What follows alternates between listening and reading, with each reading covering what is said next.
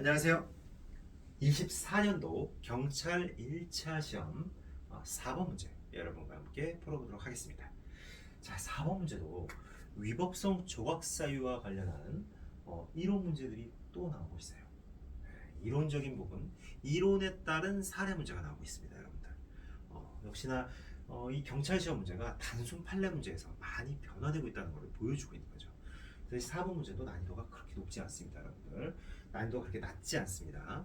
굉장히 좀 까다로운 문제일 수 있어요. 그래서 여러분들이 꼼꼼하게 한번 잘 살펴보셔야 됩니다. 하지만 이 학설이 정말 뭐 말도 안 되는 생뚱맞은 것에서 나오진 않습니다.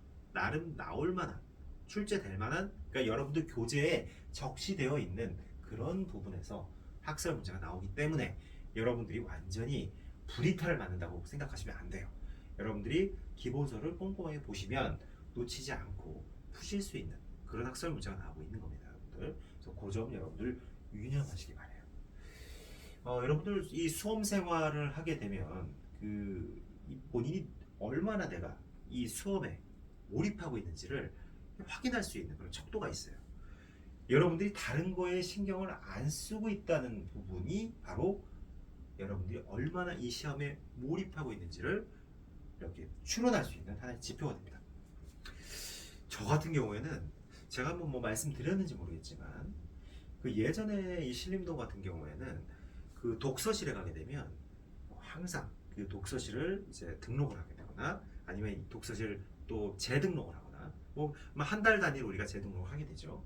그러면 꼭 두루마리 휴지를 줬어요. 두루마리 휴지. 두루마리 휴지를 준 이유는 이 화장실에 이 두루마리 휴지를 걸어두지 않는 뭐 전통이라고 해야 되나요? 또 그런 게 있었어요. 그래서 항상 그 두루마리 휴지를 이 용변을 볼 때 뭐 여성이든 남성이든 다 들고 갔어야 돼요. 화장실에. 되게 웃기죠. 두루마리 휴지를 이렇게 들고 다닌다는 게 얼마나 웃겨요, 여러분들. 휴지를 뭐 예를 들어서 물티슈나 아니면 뭐 이런 어떤 크리넥시 같은 거를 뭐 가방에 넣고 다니는 거야 우리가 많이 그렇게 하지만 우리가 평상시에 두루마리 휴지를 들고 다닌다는 거는 사실 그 모습 자체만으로도 되게 황당한 거잖아요, 여러분들. 웃기고. 근데 이 신림동에서는 이 독서실, 특히 신림동 독서실에서는 이 두루마리 휴지를 다 화장실 갈 때 들고 왔어요. 그리고 그 두루마리 휴지의 출처는 이 독서실 등록할 때 꼭 휴지를 줍니다. 물론 뭐 그 휴지 하나 가지고 한 달을 쓸 수는 없죠, 여러분들. 말도 안 되는 얘기죠. 휴지를 또 많이 쓰시는 분들은 뭐 일주일에 하나씩은 가실 거 아니에요, 그죠? 뭐 아니면 3일에 한 번씩 가시는 분도 있을 거고. 그러니까 뭐 그때 받았던 휴지를 계속 30일 동안 쓴다는 얘기는 아닙니다. 근데 이게 웃긴 게 뭐냐면요, 여러분들. 지금 생각해보면 되게 황당한 꼭 기괴하잖아요. 두루마리 휴지 들고 화장실 가는 거. 근데 그게 공부에 몰입을 하고 내가 다른 거에 신경을 쓰지 않으면 그냥 그거에 대해서 아무런 인식이 없는 거예요. 아무런 인식이. 정말 되게 신기하게 아무런 인식이 없어요. 근데 정말 재밌었던 게 뭐냐면 제가 2차 시험을 볼 때 제가 2차 시험을 고려대학교에서 봤는데 이 고려대학교에서 이제 2차 시험 보면서 1교시 시험이 끝나고 이제 용변을 좀 보기 위해서 화장실을 가고 있었어요. 화장실을 가고 있는데 어떤 형님이 저를 보더니 막 키득키득 웃는 거예요. 저랑 같이 스터디를 이제 하셨던 분인데 형님 왜 오늘 시험 잘 보셨어요, 형님? 왜 이렇게 웃고 계세요? 뭐 1교시 어렵지 않으셨어요? 저는 지금 막 죽을 맛인데 왜 이렇게 웃고 계시냐고 했더니 아니 저기 여기 와서도 화장실 가는데 두루마리 휴지 들고 가세요? 휴지 다 빛이 돼 있을 텐데 이러시는 거예요. 황당하죠. 지금 생각해 저도 그때 근데 저는 그때 사실 이게 무슨 소리고 그럴 수도 있는 거 아닌가라고 생각했는데 지금 다시 생각해보면 너무 웃긴 거예요. 아니 추리닝 바지에 이거 정말 갑자기 시험 끝나고 1교시 시험 치고 나서 두루마리 휴지 들고 시험 보러 가서도 그 독서실도 아니고 거기 가서 화장실에 이러고 덜렁덜렁 간다는 게 얼마나 좀 웃기고 우스꽝스러워요. 근데 그게 전혀 인식이 없어요. 그런 거에 대한 부끄러움, 수치심도 없어요. 그런 행동이 되게 약간 우스꽝스러울 수 있는 거에 대한 인식도 없는 거예요, 여러분들. 왜? 완전히 공부에 몰입이 돼 있었기 때문에. 그런 거 신경 쓸 겨를이 없는 거예요. 막말로 제 머리에 새똥이 떨어져도 그것도 별로 지금은 나한테 중요한 게 아닌 거예요. 오직 공부에만 집중해야 되거든요. 지금은. 그런 거 하나하나 일일이 신경 써가지고는 아무것도 할 수가 없는 거예요. 그래서 여러분들도 여러분들이 지금 뭐에 제일 몰입되고 있는지, 정말 내가 시험 공부에 몰입하고 있나? 라고 여러분들이 생각할 때는 내가 주변을 많이 신경 쓰고 있는지 한번 살펴보세요. 내가 주변 사람들 생일 챙겨주고, 주변 사람들 뭐 결혼기념일 챙겨주고, 결혼기념일까지는 아니겠지만 어쨌든 뭐 여러분들 나이가 아직 어리시니까 정말 그런 것까지 일일이 신경 쓴다? 이거 공부 제대로 안 하고 있다는 얘기예요. 덩치 딴 데가 있다는 얘기예요. 아침에 막 머리 스타일링 하느라고 한 30분씩 시간 쓰고 있다. 이건 시험 보기 굉장히 어려운 거예요. 그렇게 머리 스타일링하고 옷 꾸미면서도 합격하시는 분들은 남들보다 잠을 1시간, 2시간 덜 자시고도 건강한 정신으로 시험을 공부를 하시고 합격하실 수 있는 능력이 되시는 분들이에요, 여러분들. 아시겠어요? 그래서 항상 내가 지금 정말 집중하고 있느냐, 이거에 대해서 여러분들 고민해 보셔야 됩니다. 정말로 내가 이 시험에 집중하고 있냐, 이거에 대해서 여러분들이 정말 고민 많이 해보셔야 돼요. 내가 딴 데 잡스럽게 신경을 쓰고 있는 게 없는 건지 한번 그때마다 정말 두루마리 휴지를 들고 다니던 제 모습을 여러분들 생각해 보세요. 그러면 여러분들이 정신이 번쩍 나서 더 열심히 하시게 될 겁니다. 아시겠죠? 그렇게 여러분들 수험에서는 집중이 중요합니다. 오직 수업만 생각하세요, 여러분들. 뭐 요즘 막 난리죠. 뭐 요즘에 뭐 학원 일타 강사, 뭐 전환기 강사님도 뭐 나와서 막 뭐 탄핵 반대다 뭐하다 근데 그거 우리 관심 대상 아니에요, 여러분들. 전환기 강사님의 한국사 강의만 관심 가지세요. 다른 거 여러분들 관심 갖고 거기에 빠지시면 안 됩니다. 시험에 합격하셔야 되는 겁니다, 여러분들은. 아시겠죠? 오로지 시험에 집중하시라, 이런 말씀 드리고 싶어요. 딴 데 정신 팔면 무너집니다.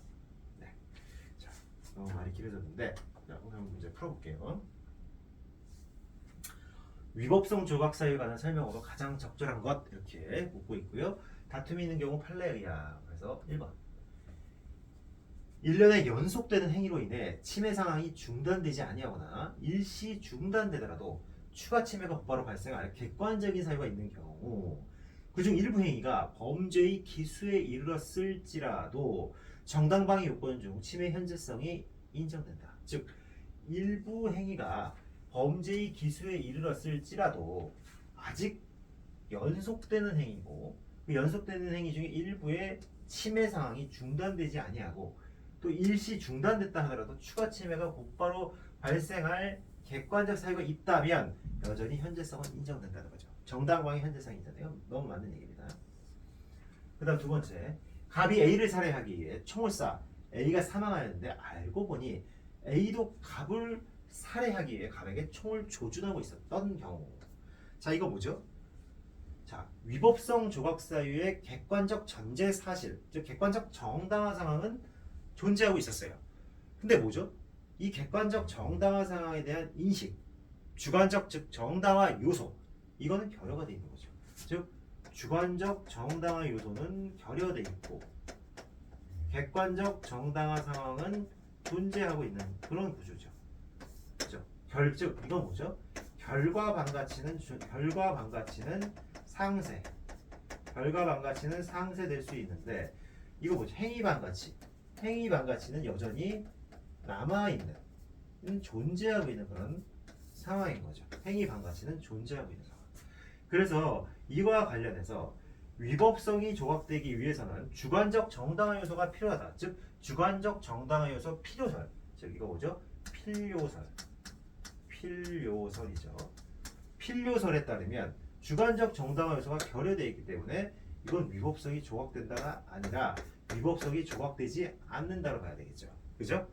그래서 이 주관적 정당화 요소가 불료하다라고 했을 때는 이건 위법성이 조각되겠지만 이거는 정당화 요소가 필요하다. 즉 뭐 둘 다 필요하다는 견해일 수도 있고 요것이 필요하다는 견해일 수도 있는데 뭐 둘 다 필요하다는 견해하면 이건 불능미수가 되겠고 요거가 반드시 주관적 정당화 요소만 필요하다라고 했을 경우에는 이건 기수범이 되는 거죠. 그죠? 따라서 위법성이 조각된다는 일단 무조건 아니다. 주관적 정당화 요소가 필요 없다라는 학설에 따를 때만 위법성이 조각되겠죠. 그래서 이렇게 여러분 보시면 될 것 같고 3번 위난을 피할지 못할 책임이 있는 자에게는 긴급 피난이 허용되지 않기에 감수 범위를 넘는 위난에 처한 때에도 긴급 피난은 허용되지 않는다. 이것도 틀렸죠. 그죠? 자, 위난을 피하지 못할 책임이 있는 사람. 이런 경우는 원칙적으로 소방관 같은 사람이죠. 근데 이런 위난을 피하지 못할 책임이 소방관이 아니죠. 자초 위난한 거죠. 내가 스스로 위난을 야기한 사람. 근데 이 경우에도 정말 내가 생명이 죽게 생길 때, 이럴 때는 긴급 피난이 허용된다는 거예요. 그래서 이것도 틀렸습니다. 네 번째, 무고죄는 국가의 형사사건에 적정한 행사뿐만 아니라 개인이 부당하게 처벌받지 않아 이익을 부수적으로 보호하는 죄이기에, 그렇죠? 본질적으로는 형사사법권의 어떤 적정 행사, 이게 가장 본질적인 거고, 부수적으로는 이제 부당하게 처벌받지 않을 이걸 두 가지를 경계하고 있는 그런 죄죠. 그렇기 때문에 피무고자의 승낙이 있는 경우에 위법성이 적용된다? 안 되잖아. 이게 국가 형사사법권의 적정한 행사가 본질적인 이익이잖아요. 보호법이잖아요. 그래서 이거 틀렸다. 다음보다 1번이다. 네. 이것도 굉장히 좀 까다롭죠. 그래서 이것도 10명 중에 제 생각에는 한 3명 정도?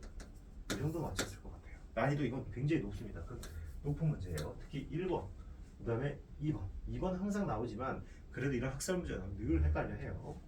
그래서 그렇게 여러분들 보시면 될 것 같습니다. 자, 한번 좀 내려보면 쭉 나와 있죠. 정당방위에 대한 설명이 1번 나와 있고, 요거는 방해 의사가 없었기 때문에 위법성이 종합되지 않고 22조 2항 좋은 문제죠. 그러나 이 경우에도 감수 범위를 넘는 자기 위반에서는 긴급 피난이 가능하다는 거. 그다음 무고죄에 관련해 가지고 제일 중요한 것보다 이거 형사사법권의 적정한 행사, 이게 본질적 보호법이기 때문에 피무고자의 승낙이 있다 하더라도 처벌받을 수 있다. 처벌받을 수 있다, 받는다, 이렇게 보시면 되겠죠.